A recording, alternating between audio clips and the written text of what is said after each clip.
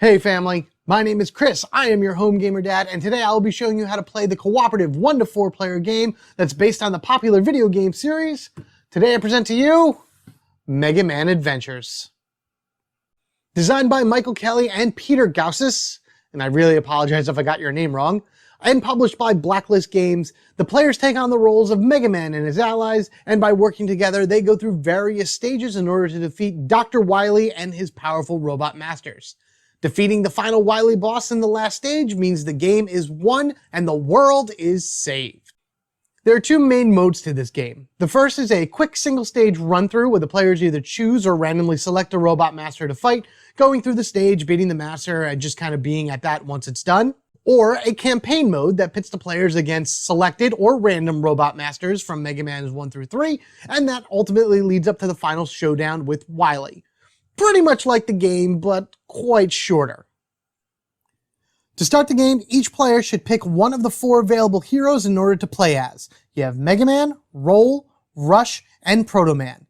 Even though all their boards look the same, each character actually has their own unique action deck that plays to a particular strength and a different playstyle. For example, Mega Man is quite balanced, but he has an easier time earning the bonus tokens as compared to the other 3.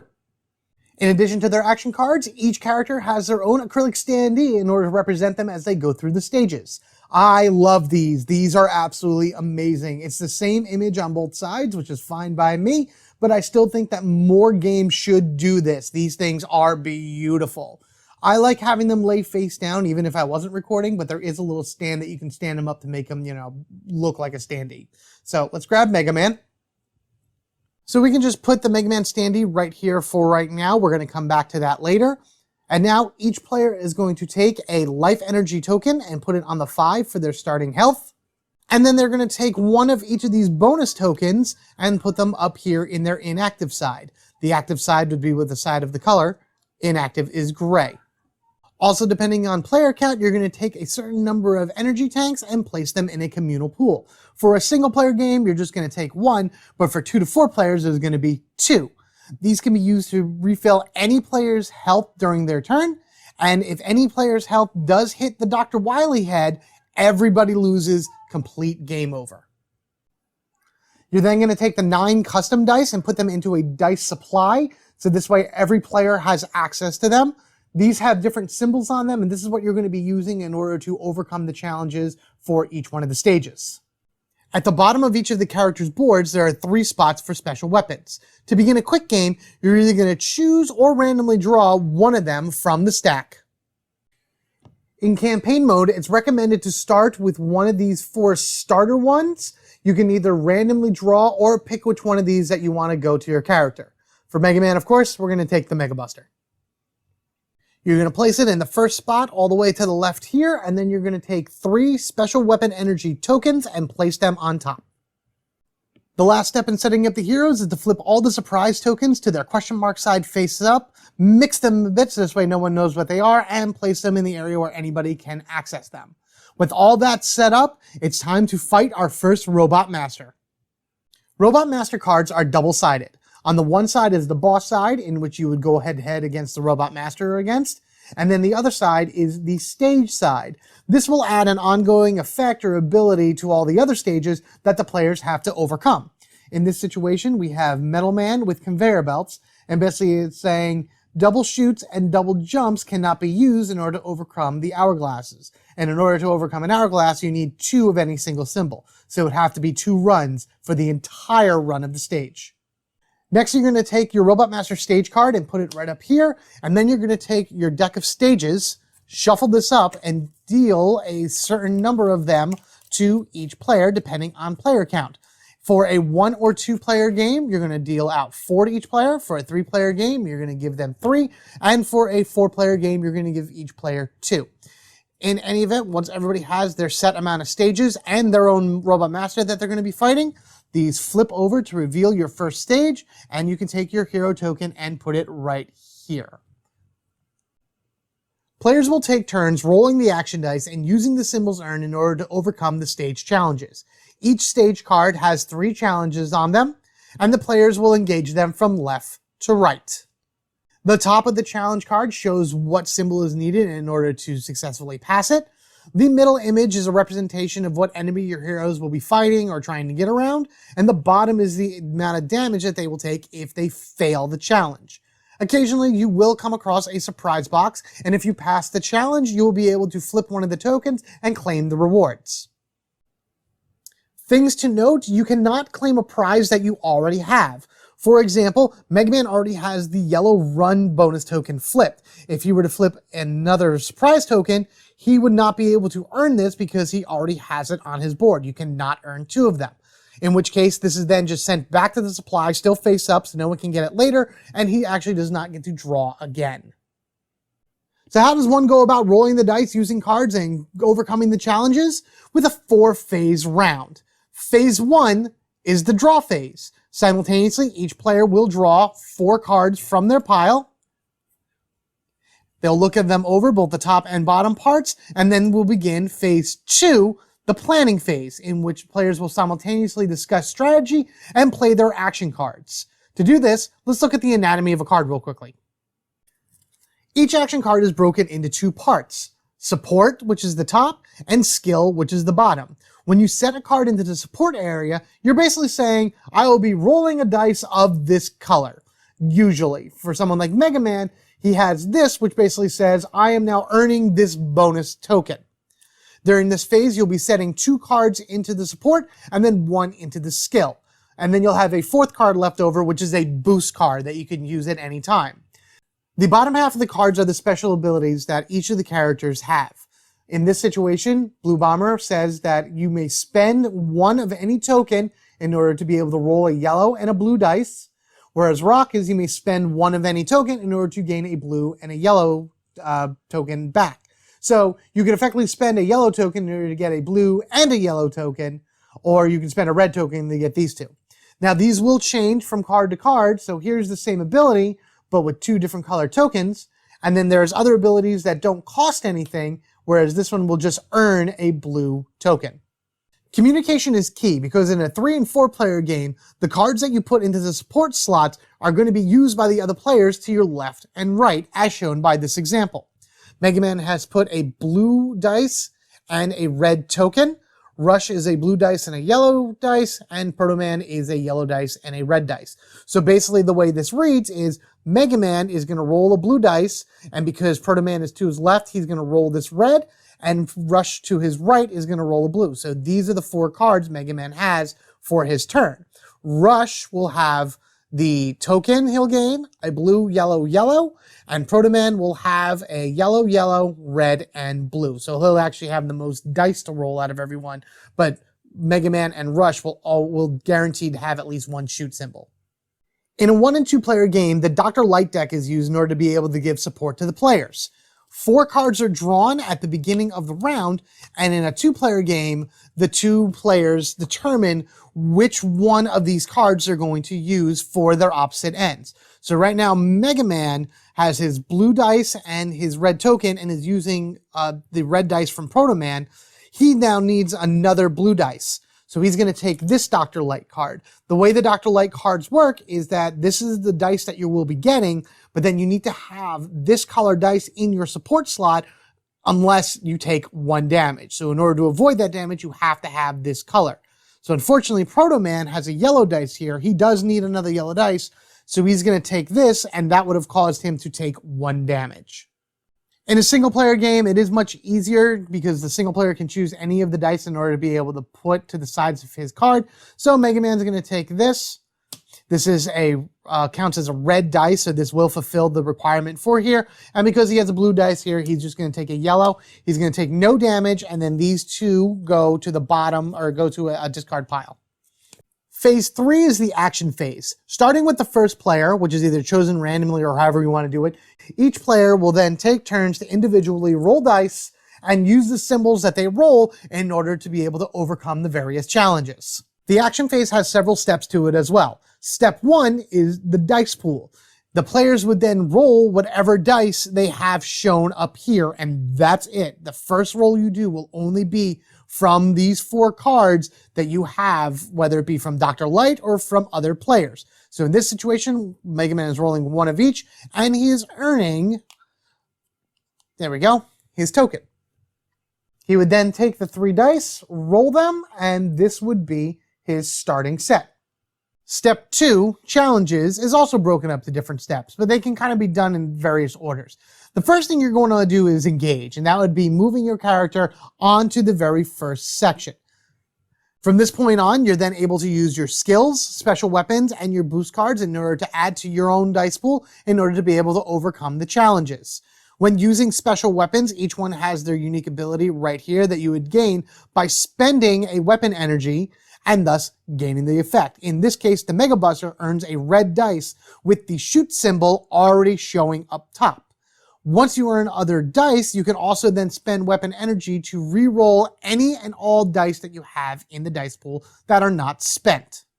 So in this situation, we need a run and a jump.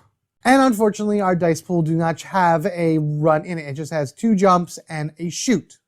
So now we can go over here to our skill. I could spend this token by flipping it to the inactive side, and then I'm able to roll another yellow and a blue dice. By activating this, this would then go to the discard pile, and I can roll my 2 dice, and I gain 2 runs and 2 jumps. Now, the thing with the runs is that even though I have 2 of them, I can only use 1 per section of the challenge. So that double run I could use here, but then the other run on that dice is completely lost. But I would still pass this challenge. However, I do want to keep in mind that I need more jumps for here as well, or else I'm going to take a lot of damage. So I'm going to go ahead and try to use this boost in order to roll the yellow dice. Thing to remember, your dice supply is limited to 3 of each color. This is what I have in my active dice pool. This is what I have in the supply. Granted, I still can roll this yellow, but if anything were to grant me another yellow dice, I would not be able to use it because there are no yellow dice here. However, I can complete challenges in order to move them from my active over to the supply and thus re-earn them at a later stage or later challenge in the stage. Once a player has overcome a spot, they move their character down to the next area, spending dice and rolling anything else in order to overcome that until they finally get to the end of the card, in which case they would move back here and then remove the top card. Each player would then go through and do the same thing, and once all players have done this, then the whole boards are reset. These are sent to the discard pile. Any Dr. Light cards are sent to the discard pile. Everybody redraws back up to 4, and we go back to phase 1 and continue it again and again and again until we have overcome all 4 of these challenges. Once all 4 are beaten and gotten through in one way, shape, or form, and no one has hit the Dr. Wily symbol, then this is flipped over and the boss fight begins. Thing to note with an E-Tank, when using one, it must be done before the full damage from a challenge or effect is resolved. For example, I have 2 health here, and then something was coming at me to deal 2 damage. That would bring me down to the Wily head. I could not take a damage, use the E-Tank to go back up to 5, and then 1. You can't split it that way. I would have to use the E-Tank, go back up to 5, and then take the 2 damage from there. Going up against a boss is very similar to going up against the challenges. You're going to be rolling dice and spending symbols in order to overcome their particular patterns. The way a boss card is broken down is the top is their name, next is how many boss pattern cards you need to overcome in order to beat them, after that is their weakness, followed by the boss's ability, and finally, signature move. Whenever you see this skull symbol appear on a pattern card, you have to have the symbol that's there in your dice pool in order to overcome it. When going up against a boss, you're going to want to shuffle these boss pattern cards. And then, like I said, you're going to take the number that's in the corner and you're going to deal those out. So each boss actually has a different number on it, anywhere between, I think, like 3 to 5. And just like with the challenges, once you're ready to go, these flip over. Now, unlike the challenges where every time you complete a card, you re-roll dice, you're only going to have your planning phase once to go up against the boss. So you're going to place your character here, you're going to roll your main dice, and then you can go and start using your skills, your special weapons and everything in order to be able to go through all these. So you would use 2 jumps here. If you fail this, this is the damage that you would take. This is an example of the skull here. So for Metal Man, this is a run symbol. So you would need a jump and a run in order to get through this. This is a special engaged ability. So as soon as you flip this, when you're ready to start using, to spend this symbol, you have to do this first. So it tells you have to immediately discard one weapon energy or a token in order to be able to move on. If you don't have them, it's okay. Then you just don't do anything and you just engage the card as normal. And then finally two shoots. So once this is all done, the boss is officially beaten, and if you are in campaign mode, you have earned the special weapon, and in this case, the Metal Blade. Thing to note with the boss weakness, every boss will have a symbol underneath here that corresponds to a particular weapon. There's actually several weapons in here that may have this same symbol, but for this case, the quick boomerang is kind of the match here. Besides the normal ability that the quick boomerang has, because this is the weapon that's strongest against here, you could spend a weapon energy in order to roll any dice you want. And that's the advantage of having a powerful weapon that's, strong against the Robot Master. If you're in campaign mode and you have earned the Robot Master special ability, the weapon would go down here in order to fill out the slot, and then it itself would earn 3 weapon energy as well. So that's more weapon energy you have to pool for rerolling, but these 3 would specifically link to the weapon to use those in order to use that ability. In relation to the campaign, there is one last section to it, and that is going up against the Dr. Wily boss at the end. This breaks down to fighting 2 Robot Masters, and if you defeat them, you do not gain their weapon at the end. After they are beaten, you would choose one of the 4 Wily bosses, flip that over, and you would fight it. Same effects apply, the amount of boss patterns, the weakness, and all the other stuff, and then once this is beaten, you have officially won the game. If you find this game as being too easy, feel free to use the sabotage cards in order to ramp up the difficulty. You would draw 1 card and activate its effect for hard, or you can draw 2 cards and activate both their effects for like a difficult, like extreme game. And these effects would pretty much last through the entire game and make things very difficult for the player. Final thing I want to note are these great player cards that come with the game. These are double-sided, so you can give them to 1 to each player, and they show the breakdown of each of the phases in order to go through. I didn't really say too much about the cleanup phase, but that's pretty much your discard phase and getting ready for the next draw phase and planning and everything. And then also the quick reference for the symbols over here. There's not much symbology to this game, and once you play it a few times, you learn it, and it just goes really quick, really smooth, and really nice. And that's how you play Mega Man Adventures. If you have any questions at all, please leave them down in the comments below. Again, big shout out to Michael and Peter for designing not only an awesome game, but an actual good Mega Man game. You can find these guys over at the One Stop Co-op YouTube channel, so I highly recommend you guys watching that if you don't already. Of course, being the designers, they also have a tutorial for this up there on their channel, but I hope I did a sufficient job of teaching you guys how to play as well. Stay tuned because I will be starting my multi-part playthrough of what I'm going to call my full campaign mode of Mega Man 1. See, for me, as written in the rulebook, the campaign seems a little light. I see it more as, I guess it's a more appropriate word, an adventure mode. Pretty much because you only pick 2 Robot Masters to fight, and then 2 more for like a boss rush, and only 1 Wily boss. So, I mean, it's still a lot to go through, and it does lead for the multiple variations of the game because you can mix and match between Mega Man's 1, 2, and 3 to do it. But for me, it seems to be lacking the full, straight up, beginning to end playthrough that I would expect from a Mega Man game. See, I want something more. I want to be able to fight all the Robot Masters. I want to get all the weapons. I want to confront every one of Wily's machines and take him down once and for all. So for my playthrough of the game, I'll be doing just that. And I'll explain the little bits that I shifted around as I played, but I'm going to tell you right now, it's very, very, very minor changes. This game is great. Trust me, I love it, and I wouldn't change really anything at all except for expanding out the campaign. And if you guys happen to like that, maybe I'll do Mega Man 2 and 3 in the future, going through everything here. And then hopefully Capcom will see how great of a game this is and give them the rights to maybe do an expansion for Mega Man 4 through 6. Heck, you know what? Let's just go all the way to 11. Do them all. That would be fantastic. Thank you again for checking out this video. I hope that it helped you out in some way if you had a question about the game or you just enjoyed watching me show you how to play. Maybe it gave you a different opinion on it and you seek it out or something along that ways. Either way works for me. I appreciate all the love and support that you guys have out there. So again, thank you so much. Take care of each other because remember, we're family forever, gaming together. Have a good one. Thank you.